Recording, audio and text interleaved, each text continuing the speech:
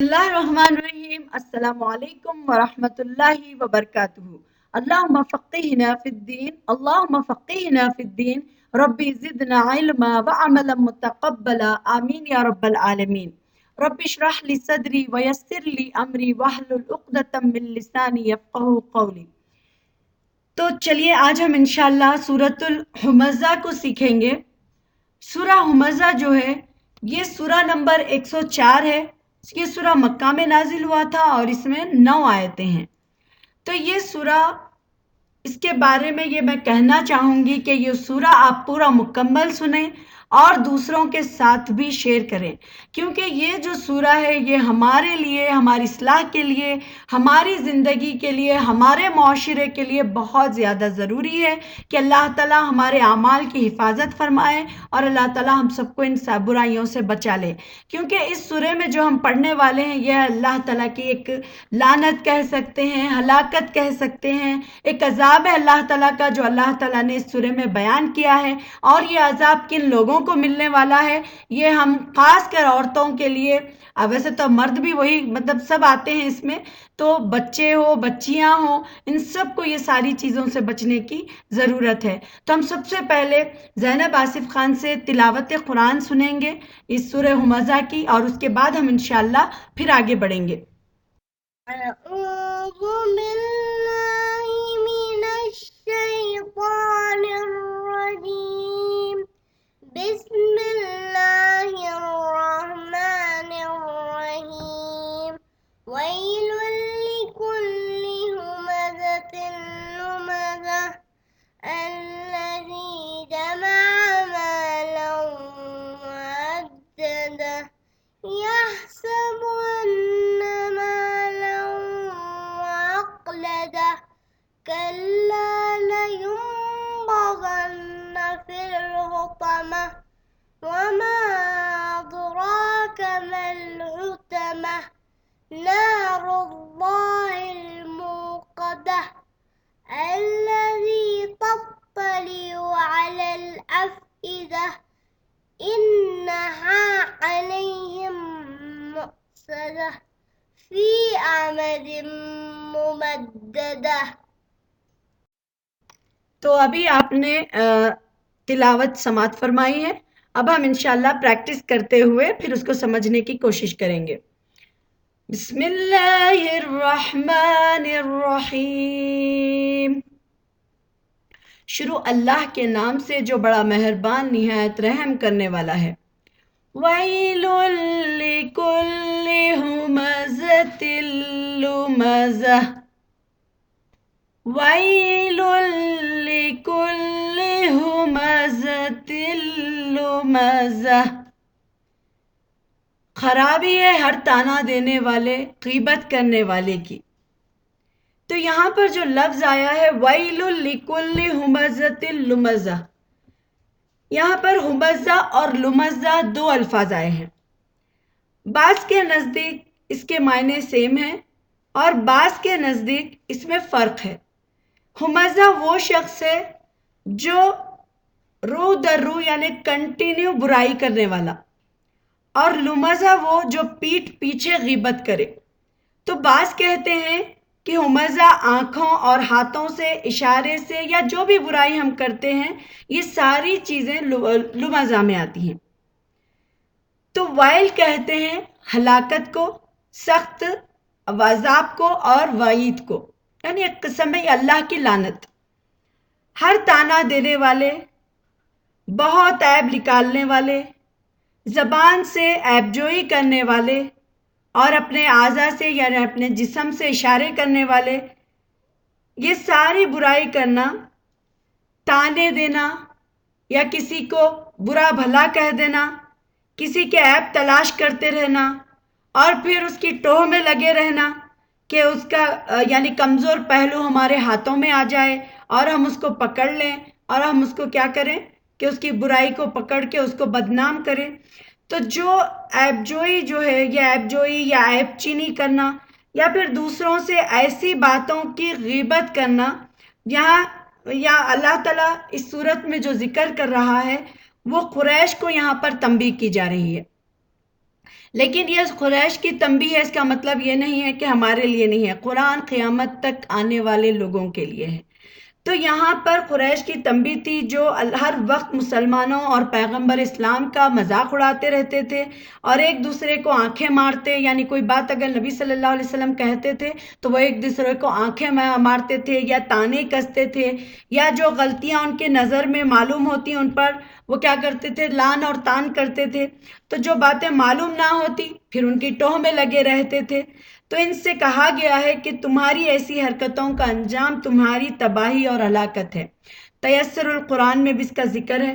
تو اللہ تعالیٰ نے فرمایا سورۃ القلم آیت نمبر 10 اور 11 میں اللہ تعالیٰ کا فرمان ہے وَلَا تُطِعُ كُلَّ حَلَّافٍ مَّهِينٍ حَمَّازٍ مَّشَّاءٍ بِنَمِيمٍ، یعنی اور کسی ایسے شخص کا کہنا مت مانو جو بہت قسمیں کھانے والا ذلیل ہے، بہت تانے دینے والا ہے، چغلی میں بہت دوڑ دھوپ کرنے والا ہے۔ اور ایک جگہ اللہ تعالیٰ نے اخلاقی برائیوں کے بارے میں فرماتا ہے سورۃ الحجرات آیت نمبر 12 میں، اے لوگو جو ایمان لائے ہو، بہت گمان کرنے سے بچو، اور بلا شبہ بعض گمان گناہ ہوتے ہیں، یعنی جو ہم گمان کرتے ہیں لوگوں پہ غلط۔ اب ہم سوچتے ہیں اگر کوئی کام کر رہا ہے، ہو سکتا ہے وہ اپنی کوئی کام میں مصروف ہے، لیکن ہم کیا کرتے ہیں اس کے اوپر غلط گمان کرنا شروع کر دیتے ہیں۔ اگر کوئی عورت باہر گئی، کوئی کام سے گئی، تو لوگ سمجھتے ہیں جا کے کوئی برا کام کر کے آئی ہوگی، یا پھر کوئی ایسا سوچتے ہیں کہ کوئی انسان اگر کوئی اچھا ہے لیکن اس کے بارے میں ہم غلط گمان کرنے لگ جاتے ہیں۔ تو اللہ تعالیٰ نے یہاں پر فرمایا ہے کہ بعض تم گمان کرنے سے بچو، یعنی وہ تھاٹ سے ہی بچو، تم وہ سوچ سے ہی بچو۔ اگر تم ایسی سوچ سے بچ جاؤ گے تو یہ بچنا تمہارے لیے ضروری ہے، ورنہ کیا ہو گیا کہ بعض گمان کیا ہوتے ہیں، گناہ بن جاتے ہیں۔ اور جاسوسی نہ کرو، تم میں سے کوئی کسی کی غیبت نہ کرے۔ کیا تم میں سے کوئی پسند کرتا ہے کہ وہ اپنے مردہ بھائی کا گوشت کھائے؟ یعنی جو غیبت کی جاتی ہے اس کے بارے میں اللہ تعالیٰ نے سورہ میں فرمایا ہے کہ جو تم غیبت کرتے ہو، یعنی ایک مرا ہوا بھائی کی لاش سامنے رکھی ہوئی ہے، کیا تم پسند کرو گے کہ تم اپنے مرے ہوئے بھائی کی لاش کا گوشت کھاؤ؟ تو یہاں پر اللہ تعالیٰ نے غیبت کو اتنا سنگین جرم قرار دیا ہے کہ ایک مردہ بھائی کا گوشت کھانا اور غیبت کرنا دونوں کیا ہے، پھر برابر ہے۔ پھر اللہ تعالیٰ نے فرمایا سو تم اس کو ناپسند کرتے ہو اور اللہ تعالیٰ سے ڈرو، یقیناً اللہ تعالیٰ بہت توبہ قبول کرنے والا اور نہایت رحم کرنے والا ہے۔ اور ایک جگہ ابو ہریرہ رضی اللہ تعالیٰ عنہ سے روایت ہے کہ رسول صلی اللہ علیہ وسلم نے فرمایا کیا تم جانتے ہو کہ غیبت کیا ہے؟ صحابہ نے عرض کیا اللہ اور اس کے رسول ہی زیادہ بہتر جانتے ہیں۔ آپ نے فرمایا غیبت یہ ہے کہ تم اپنے بھائی کے اس عیب کو ذکر کرو کہ جس کے ذکر کو وہ ناپسند کرتا ہو، یعنی ہم کسی انسان کی برائی کر رہے ہیں اور وہ انسان کو اگر معلوم ہو جائے کہ اس کی برائی کی جا رہی ہے تو وہ اس کو کیا ہے، برا لگے، تو یہ کیا ہے، غیبت ہے۔ اور یہ غیبت یہ ہے کہ تم اپنے بھائی کے کسی عیب کا ذکر کر کے جس کا ذکر کو وہ ناپسند کرتا ہو۔ آپ سے عرض کیا گیا کہ آپ صلی اللہ علیہ وسلم کا کیا خیال ہے کہ اگر واقعی وہ عیب وہ میرے بھائی میں موجود ہو تو میں کیا کہوں؟ تو آپ صلی اللہ علیہ وسلم نے فرمایا کہ اگر وہ عیب اس میں ہے جو تم کہتے ہو تو وہ کیا ہوگا، وہ غیبت ہوگی، لیکن اگر اس میں وہ عیب نہ ہو اور پھر تم اس بات کو کر رہے ہو تو وہ اس پر بہتان ہے، یعنی وہ الزام ہے۔ یہ مسلم کی حدیث ہے، حدیث نمبر 6593۔ تو اللہ تعالیٰ نے اتنا سنگین جرم قرار دیا ہے کہ جو غیبت کرتے ہیں، اور یہ ہماری دن بھر میں ہمیں چیک کرنا چاہیے کہ ہم کتنے بار غیبت کرتے ہیں، ہم کتنے بار چغلی کرتے ہیں، ہم کتنے بار بہتان لگاتے ہیں، ہم بغیر سوچے سمجھے کسی کے اوپر الزام لگا دیتے ہیں۔ تو ہمیں یہاں پر سمجھنا ہے، ایک تو اللہ تعالیٰ نے فرمایا ہے کہ وائل ہے، وائل کیا ہے، تباہی ہے، بربادی ہے، ہلاکت ہے ایسے لوگوں کے لیے جو غیبت کرتے ہیں اور عیب ٹٹولتے ہیں، لوگوں میں کیا ہے، غلط باتوں کو ڈھونڈتے رہتے ہیں۔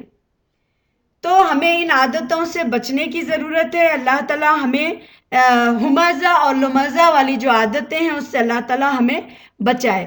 تو یہ تھی پہلی آیت کی تفسیر کہ وَيْلٌ لِكُلِّ ہُمَزَةٍ لُمَزَةٍ، بڑی خرابی ہے، ویل ہے ہر اس شخص کے لیے جو عیب ٹٹولنے والا، غیبت کرنے والا ہے۔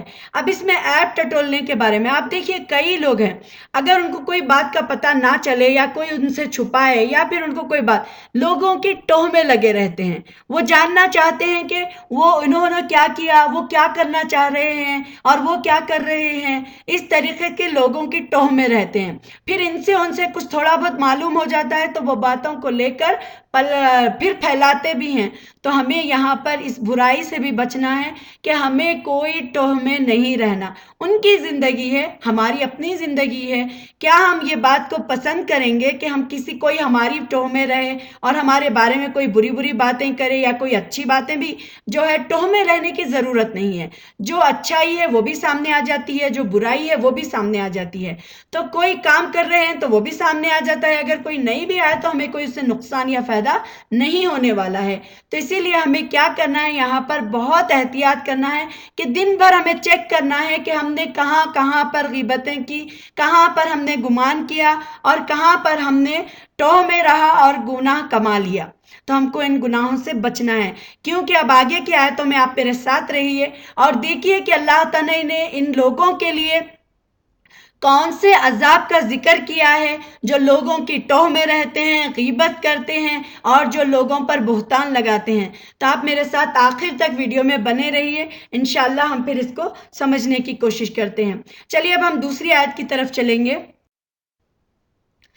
الذی جمع مالا وعددہ، الذی جمع مالا وعددہ، وہ جس نے جمع کیا مال اور گن گن کر رکھا۔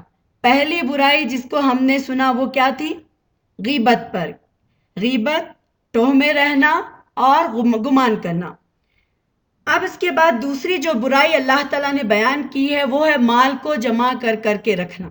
ایسا نہیں ہے کہ ہم مال کو جمع کر نہیں رکھ سکتے، لیکن مال کو جمع کرنے کے بارے میں آتا ہے کہ وہ جس نے مال جمع کیا اور اسے گن گن کر رکھا، یعنی اس کو سینت کر رکھا اور اسے اللہ تعالیٰ کی راہ میں خرچ نہیں کیا۔ اب اللہ تعالیٰ کی راہ میں خرچ کرنے کا مطلب خالی ایک نہیں ہے کہ ہم بس دین کی کوئی کام میں لگا دو، وہ بھی ہے، لیکن اللہ تعالیٰ کی راہ میں خرچ کرنے کا مطلب یہ ہے کہ ہم جو مال بھی اللہ کے لیے خرچ کرتے ہیں، جیسے ہم کسی کی مدد کرتے ہیں، کسی بیوہ یتیموں کی، مسکینوں کی، یا پھر ہمارے ضرورت مند رشتہ داروں کی، یا پھر ہمارے جو بھی رشتہ دار ہے جو پریشان حال ہے، جو مسکین ہے، جو مانگتے نہیں ہیں ہم سے آ کر، اور جو فقیر ہے، جو غریب ہے، ہم کو ہمارے مال سے جب ہم اس میں سے خرچ کرتے ہیں تو یہ جو مال ہے اللہ تعالیٰ کی راہ میں خرچ کیا جانا والا مال ہے۔ اس میں ہم اپنے رشتہ داروں کے ساتھ صلہ رحمی، فقیروں کے ساتھ، غریبوں کے ساتھ، یہ ساری چیزیں یہاں پر آتے ہیں، لیکن سب رشتوں میں سب سے زیادہ امپورٹنٹ ہوتے ہیں ہمارے اقارب۔ اقارب کے بارے میں اصل ایک لفظ ہم کہہ کر خاموش ہو جاتے ہیں کہ اقارب مطلب قریب کے رشتہ دار۔ کیا ہم جانتے ہیں قریب کے رشتہ داروں میں ہمارے کون کون سے حقوق آتے ہیں؟ قریب کے رشتہ داروں میں میں ہوں، ایک ایگزامپل میں اپنی دوں گی کہ میں ہوں، اس کے بعد میرے ماں، میرے باپ، میرے بھائی بہنیں، میرے رشتہ دار آپس میں یہ سارے نیچے آتے ہیں۔ پھر اس کے بعد جب ہماری شادی ہوتی ہے تو ہمارے یہ رشتے اقارب میں بھی آتے ہیں۔ یہ اقارب رشتے ہیں کہ ہمارے ساس، ہمارے سسر، ہمارے ان کے بھائی یعنی شوہر کے بھائی بہنیں وغیرہ، یہ سارے کیا ہے ہمارے اقارب رشتوں میں آتے ہیں۔ تو یہ مال جو ہم جمع کر کے رکھتے ہیں اور ان پر خرچ نہیں کرتے تو اللہ تعالیٰ ان کے بارے میں جو عذاب اب آنے والا ہے ہم نیچے کی آیتوں میں دیکھیں گے۔ تو یہ مال جمع کرنے والے اللہ تعالیٰ کہہ رہے ہیں کہ جو مال جمع کرتے ہیں اور اس کو گن گن کر رکھتے ہیں، کہ ان کو ایسا لگتا ہے کہ 1 روپیہ بھی اگر وہ خرچ کریں یا 1 ریال بھی وہ خرچ کریں تو انہیں ایسا لگتا ہے انہوں نے لوگوں پر احسان کیا ہے۔ ہم لوگوں پر احسان نہیں کرتے، یہ اللہ کا شکر ہے کہ اللہ تعالیٰ نے ہمیں مال دیا ہے کہ ہم لوگوں کی مدد کر رہے ہیں، اور یہ بھی شکر ہے کہ ہمارے پاس لینے والے موجود ہیں۔ کہیں ایسا نہ ہوتا کہ جو لینے والے ہیں ان میں ہمارا ہی نام ہوتا، لیکن ہمیں اللہ کا شکر ادا کرنا چاہیے.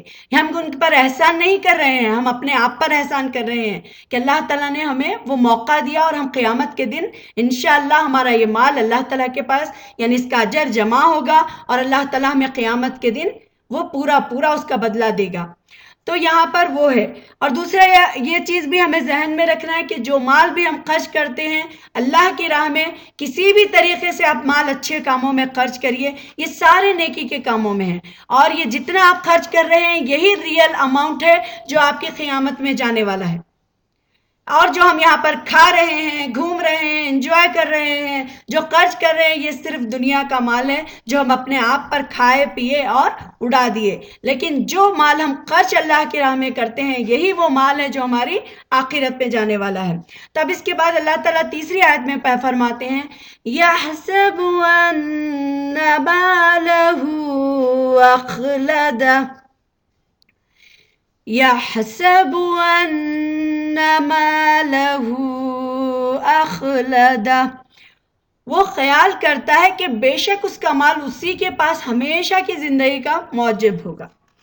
یعنی یہاں پر اللہ تعالیٰ بیان کرے اخلدہ جو لفظ ہے، اخلدہ کے معنی ہے اسے ہمیشہ زندہ رکھے گا. یعنی انسان یہ سمجھتا ہے کہ یہ جو مال ہے اس کے پاس یہ ہمیشہ رہنے والا ہے، اور ایسا سمجھتا ہے کہ وہ ہمیشہ کیا ہے، یہ مال کے ساتھ زندہ رہنے والا ہے. جو مال بھی وہ رکھتا ہے اس میں کیا ہے، عمر میں اس کو ایسا لگتا ہے کہ یہ جو مال ہے میرا عمر میں اضافہ کر دے گا اور اسے مرنے نہیں دے گا. کہیں آپ نے ایسا دیکھا ہے کہ جو مال ہم جمع کر کے رکھے ہیں یا بہت سے کروڑ پتی جو دنیا میں زندہ ہیں، کیا ملینر بلینر دنیا میں زندہ ہیں؟ نہیں ہیں. تو یہ کوئی مال جو ہم کماتے ہیں یہ ہماری ضرورت ہے، یہ ہمارے ضرورت کے حد تک استعمال کرنے کے لیے ہے. ہم تھوڑا بہت، تو ہمیں یہ ذہن میں رکھنا ہے کہ جو مال ہے اس میں ہمارے اپنے رشتہ داروں کا بھی حق ہے.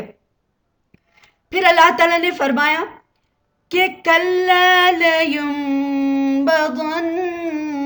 فِي الْحُطَمَةِ، 34 آیت میں آیا کہ کَلَّا لَيُنبَذَنَّ فِي الْحُطَمَةِ، ہرگز نہیں، وہ ضرور جھونک دیا جائے گا حطمہ میں. یعنی اب اللہ تعالیٰ، میں نے آپ سے ذکر کیا تھا کہ جو برائیاں جو ہم شروع میں پڑھ چکے ہیں ان کے بارے میں اللہ تعالیٰ نے اب آخر میں کیا فرمایا ہے.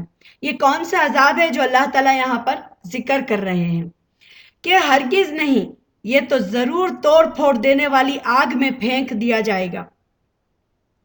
یعنی یہ جو گمان کر رہا ہے یہاں پر اللہ تعالیٰ، دیکھیے آپ، کلّا جو عربی میں لفظ آتا ہے اس کا مطلب ہوتا ہے بالکل تاکید کے ساتھ کوئی چیز کا انکار، کوئی چیز کا وہ کرنا. ہرگز نہیں، کلّا ہرگز نہیں، کہ یہ ضرور توڑ پھوڑ دینے والی آگ میں پھینک دیے جائیں گے. تو یہ اللہ تعالیٰ نے ذکر کیا حطمہ. حطمہ وہ توڑ پھوڑ دے کر رکھ دینے والی آگ. جہنم کا ایک خوفناک طبقہ ہے جو اپنے اندر آنے والوں کو مٹی مٹی کر دیتا ہے. یعنی جو انسان اس کے اندر چلا جاتا ہے اس کو وہ باریک بکنے کی طرح کر دیتا ہے. اور پھر عربی میں جو لفظ آتا ہے حطم، اس کے معنی ہوتے ہیں توڑنا، کچل دینا، ٹکڑے ٹکڑے کر دینا. تو یہاں پر اللہ تعالیٰ وہی فرما رہے ہیں کہ جو بھی مطلب یہ کام کرنے والے ہیں، جو غیبت کرنے والے ہیں، جو ٹوہ میں رہنے والے ہیں، کسی کی عیب نکالنے والے ہیں، گمان کرنے والے ہیں، کسی پر الزام لگانے والے ہیں، تو اللہ تعالیٰ فرماتا ہے کہ وہ ان کو اللہ تعالیٰ حطمہ میں ڈالے گا. اور وہ حطمہ کیا ہے، اللہ تعالیٰ آگے فرماتے ہیں وَمَا أَدْرَاكَ مَا الْحُطَمَةُ، وَمَا أَدْرَاكَ مَا الْحُطَمَةُ، اور کیا سمجھے تم کہ کیا ہے یہ حطمہ. یعنی اب اللہ تعالیٰ یہاں پر ایک سوالیہ انداز سے پوچھ رہے ہیں، کیونکہ کبھی کبھی انسان کو، آپ دیکھیے، کوئی بات سمجھ میں نہیں آئی تو ہم کیسے سمجھاتے ہیں، ہم کہتے ہیں کہ ارے تم کو کیا پتا ہے اس چیز کے بارے میں، ہے نا. تو یہاں پر اللہ تعالیٰ بھی انسان کی فطرت کے حساب سے انسان کو سمجھا رہے ہیں کہ وَمَا أَدْرَاكَ مَا الْحُطَمَةُ، تم کیا سمجھے کہ یہ حطمہ کیا ہے. یعنی تم کیا جانو، تمہارا اس کے بارے میں کوئی گمان ہی نہیں ہے کہ وہ حطمہ کیا ہے، اور تم کیا ہے اس کے بارے میں سوچ بھی نہیں سکتے. تمہاری عقلیں کیا ہے اس بات کے گمان بھی نہیں کر سکتی. بخاری میں آتا ہے، بخاری 2 میں 1:2 میں آتا ہے کہ رسول صلی اللہ علیہ وسلم نے فرمایا میں نے جہنم کو دیکھا کہ اس کے اپنے حصے ایک دوسرے کو توڑ رہے تھے. یعنی جب نبی صلی اللہ علیہ وسلم نے معراج پر نبی صلی اللہ علیہ وسلم گئے تو وہاں پر نبی صلی اللہ علیہ وسلم نے دیکھا کہ وہاں پر جہنم میں ٹکڑے ٹکڑے کر دیے جا رہے تھے. نار اللہ الموقدہ، نار اللہ الموقدہ، آگ ہے اللہ کی بھڑکائی ہوئی. اب اللہ تعالیٰ آگے ذکر کریں کہ حطمہ کیا ہے؟ یہ آگ ہے اللہ کی طرف سے بھڑکائی ہوئی. یعنی یہاں پر اللہ تعالیٰ سوال کرے، پھر اس کے بعد اتنا ہولناک و اتنی ہولناک آگ ہوگی کہ تمہاری عقلیں اس کے بارے میں سوچ بھی نہیں سکتے. جبکہ ہم تھوڑا سا اندازہ تو لگا سکتے ہیں کہ ہماری جب آگ پکتی ہے تو کس طرح کھانا پکتا ہے، تو اسی طریقے سے ہمیں بھی پکایا جائے گا. تو امیجن کیجئے کہ پکنے کے بعد پک کر وہ کیا ہوگا؟ ریزہ ہو جائے گا. تو ہم کو ایک مثال سمجھ میں آتی ہے، جو عورتیں ہیں، جو مرد ہیں، جو کھانا بناتے ہیں یا کھانا کھاتے بھی ہیں، انہیں معلوم ہوگا کہ جب خوب زیادہ گوشت کو گلایا جاتا ہے تو وہ کس طریقے سے ٹوٹتا ہے. وہ باریک باریک پیسز ہوتے ہیں اس کے، ہے نا، وہ چھوٹے چھوٹے پیسز میں بکنا ہو جایا کرتا ہے. تو اسی طریقے سے اللہ تعالیٰ جب ویسے لوگوں کو آگ میں ڈالے گا تو یہ آگ کون سی آگ ہے؟ یہ اللہ کی طرف سے بھڑکائی ہوئی آگ ہے. اور اس کے آگ وہ ایسی ہے کہ التی تطلع علی الافئدہ، اس کے بارے میں اللہ تعالیٰ فرماتے ہیں التی تطلع علی الافئدہ، جو جا پہنچے گی دلوں تک. یعنی آپ دیکھیے کہ اگر انسان دنیا میں جلتا ہے تو اس کی جو جلنے کی وجہ سے اس کے جسم میں کیا ہوتا ہے، اس کے جب جسم جلتے جلتے دل تک پہنچتا ہے تو اس سے پہلے انسان کیا ہے؟ مر جاتا ہے. لیکن یہاں پر وہ ایسے نہیں ہوگا، کیونکہ قیامت کے دن موت کو بھی موت آئے گی، یعنی وہاں پر مرنے کا بھی کوئی چانس نہیں ہے. تو یہ اللہ تعالیٰ فرماتے ہیں کہ یہ آگ ایسی ہوگی جو دلوں تک پہنچنے والی ہے. دنیا کی آگ کے اندر یہ خاصیت ہے کہ وہ ہر چیز کو جلا ڈالتی ہے، لیکن دنیا میں یہ آگ دل تک نہیں پہنچتی. لیکن انسان کی موت سے پہلے کیا ہے؟ یہ موت اس سے پہلے ہی آ جاتی ہے. لیکن جہنم میں ایسا نہیں ہوگا، یہ آگ اس کے دلوں کو چھونے پر دلوں تک پہنچے گی آگ، لیکن موت نہیں آئے گی، بلکہ انسان آرزو کرے گا کہ کاش مجھے موت آتی اور میں مر جاتا. اس دن موت نہیں آنے والی. تو اللہ تعالیٰ فرماتے ہیں کہ یہ جو حطمہ ہے یہ بھڑکائی ہوئی آگ ہے جو انسان کے دلوں تک پہنچے گی. انہا علیہم مؤصدہ، انہا علیہم مؤصدہ، بے شک وہ ان پر ڈھانپ کر بند کر دی جائے گی. فی عمد ممددہ، یعنی آگ کے ستونوں میں اونچے اونچے. یعنی اس کے بارے میں آتا ہے کہ موصدہ کہتے ہیں بند، یعنی جہنم کے دروازے اور راستے بند کر دیے جائیں گے تاکہ کوئی نہ باہر آ سکے نہ، اور انہیں لوہے کی کیلوں سے، میخیں کہتے ہیں کیلوں کو، یعنی کیلوں کے ساتھ باندھ دیا جائے گا. اور کیسے؟ جو لمبے لمبے ستونوں کی طرح ہوں گے. اور بعض کے نزدیک مدہ سے مراد یہاں پر بیڑیاں یا توق ہے، جو مطلب قیدیوں کو باندھنے کے لیے جو رکھا جاتا ہے، جو زنجیریں باندھی جاتی ہیں اس طریقے سے قید کر دیا جائے گا. اور بعض کے نزدیک یہ ہے کہ اسے ستونوں سے یعنی باندھ دیا جائے گا اور انہیں عذاب دیا جائے گا.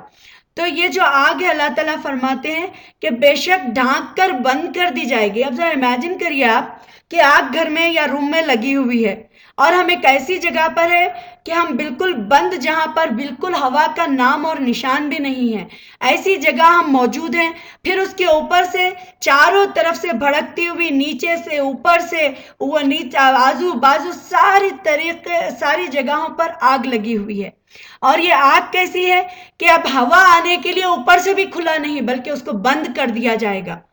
یعنی انسان اتنی بری طریقے سے اس میں ٹوٹے گا کہ وہ پھر باہر آنا چاہے تو بھی وہ باہر نہیں آ سکے گا، اس آگ میں اللہ تعالیٰ ڈالیں گے.